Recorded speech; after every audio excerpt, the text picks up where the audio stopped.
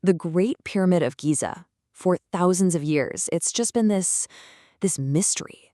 A structure so massive, so perfect, that it's easy to see why people look for wild explanations, aliens, lost technologies.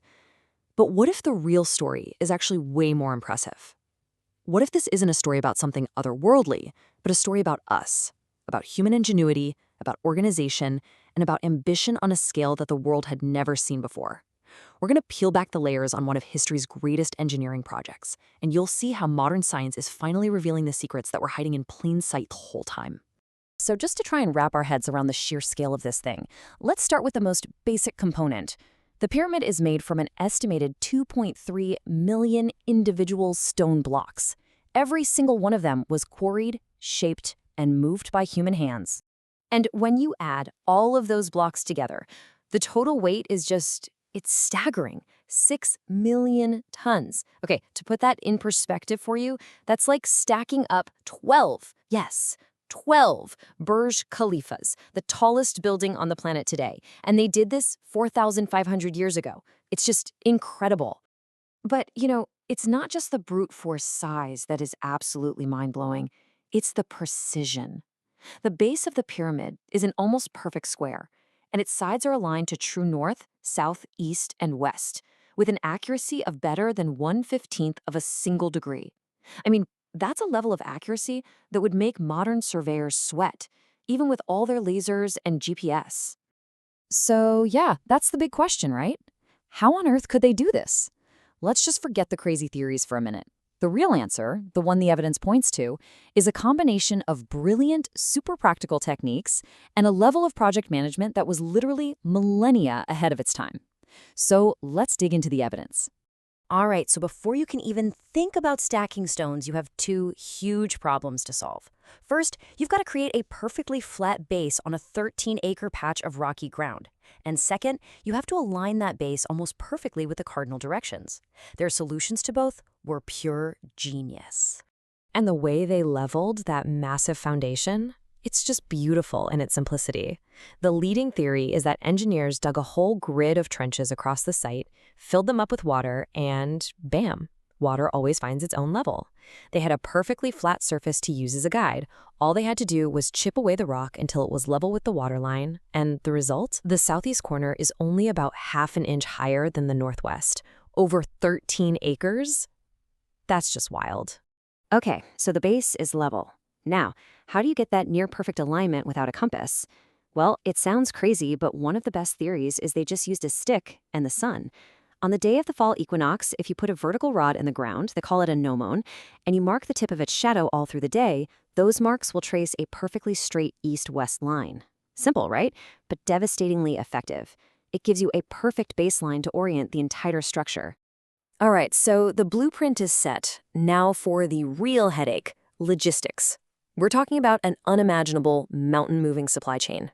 They had to quarry and then transport over 2 million stone blocks. Some weighed as much as an elephant. And the huge granite beams they used for the king's chamber, those weighed up to 80 tons apiece. So, no iron or steel tools, right? No problem. For the softer limestone that makes up most of the pyramid's core, they used chisels made from arsenical copper, which is kind of like an early bronze. But for the really hard granite, they had to pound away at it with heavy dolerite balls and then use copper saws with sand, yeah, just plain old sand, as an abrasive to slowly grind through it. Just try to imagine the sheer industrial effort that took, not to mention sourcing thousands of tons of copper from mines hundreds of miles away. But for the longest time, the biggest puzzle was transportation. How did they move these colossal blocks across miles and miles of desert? Well, fairly recent discoveries using satellite imagery and soil analysis gave us the answer. There used to be a huge branch of the Nile River, which researchers now call the Ahramat Branch, that flowed right up to the Giza Plateau. This waterway, it was the ancient superhighway that made the whole project possible. And then, as if on cue, in 2013, archaeologists found something absolutely incredible in a cave near the Red Sea, a collection of ancient papyrus scrolls. And inside was the logbook of a man named Mur. He was an overseer, a foreman, who led a crew of about 40 boatmen. It's the oldest papyrus ever found, and it's a direct eyewitness account from someone who actually helped build the Great Pyramid. And guess what Mer's diary talks about? He describes picking up huge blocks of the beautiful white Tura limestone and delivering them by boat directly to the Giza construction site. It was the smoking gun. It confirms, just as archaeologist Pierre Tallet says, that they had this whole sophisticated network of man-made canals and basins that brought the heavy cargo right up to the pyramid's doorstep. Mystery solved. Okay, so the stones have arrived at the site. This brings us to probably the most famous question of all. How in the world did they lift millions of them, some weighing many tons, all the way up to a height of 481 feet? Well, pretty much all Egyptologists agree on the basic answer: ramps. The debate is, what kind of ramp?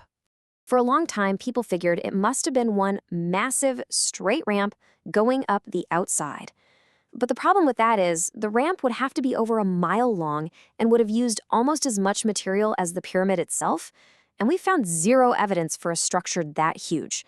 So that led others to a more elegant idea. What if the ramp was inside the pyramid, spiraling up as the structure grew? This is where a French architect named Jean-Pierre Houdin came up with this really compelling hybrid theory. He suggests they did both. They built a shorter, straight external ramp to get the first bottom third of the pyramid done. That's the easy part. Then, for the much tougher upper two-thirds, they switched to a corkscrew-style internal ramp. And the really clever part of this theory? The materials from that big external ramp were probably just recycled and used to finish the top of the pyramid, which would perfectly explain why there's no trace of it left today. It's a pretty brilliant solution. So we've got brilliant surveying, an ancient waterway superhighway, clever ramp designs. All of these are crucial pieces of the puzzle. But the real secret? The actual technology that made the Great Pyramid possible, it wasn't a physical tool at all. The Egyptians' single greatest innovation wasn't a tool, it was a system. A human system. They essentially invented and perfected large-scale project management 4,500 years before business schools would even have a name for it. They had to coordinate this massive workforce, these complex supply chains, and a construction schedule that lasted for decades. That was their secret weapon. And what a system it was. First off, you gotta forget that myth of slaves being whipped to build the pyramids. All the archaeological evidence points to them being skilled, paid citizens, basically drafted for national service. And the whole operation was broken down with military precision. You had about 20 to 30,000 workers on site at any one time, split into crews. Those crews were split into gangs with cool names like the Vigorous Gang.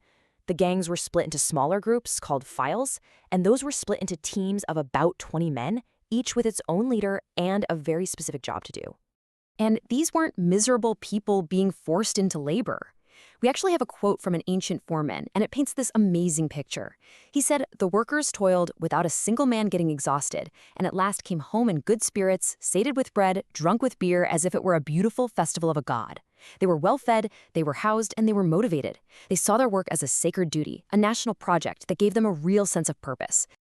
And that right there, that sense of national purpose, that brings us to the ultimate legacy of this whole thing. See, the Egyptians didn't just build a monument out of stone. In the very act of building it, they transformed their entire society and created the world's first great nation-state. Just think about the ripple effects.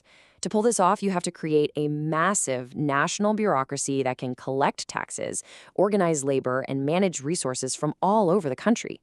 You're bringing people together from different towns and regions, making them work toward one massive common goal. In doing that, you break down all their old local loyalties and you forge a new shared Egyptian identity. You're not just stacking stones, you are literally building a nation from the ground up. So in the end, the process of building the pyramid was arguably more important than the pyramid itself. The huge stone structure we see today, that's just the most visible evidence of a much, much greater achievement. The organization of an entire society and the creation of a powerful, unified state that would last for 3,000 years. So let's end with this thought. When we look at the Great Pyramid, what are we really seeing? Is it just a pile of stones, however impressive? Or is the real wonder, the real secret that's been hiding in plain sight, the invisible human system that willed it all into being? A system so powerful it could not only raise a mountain, but build a civilization.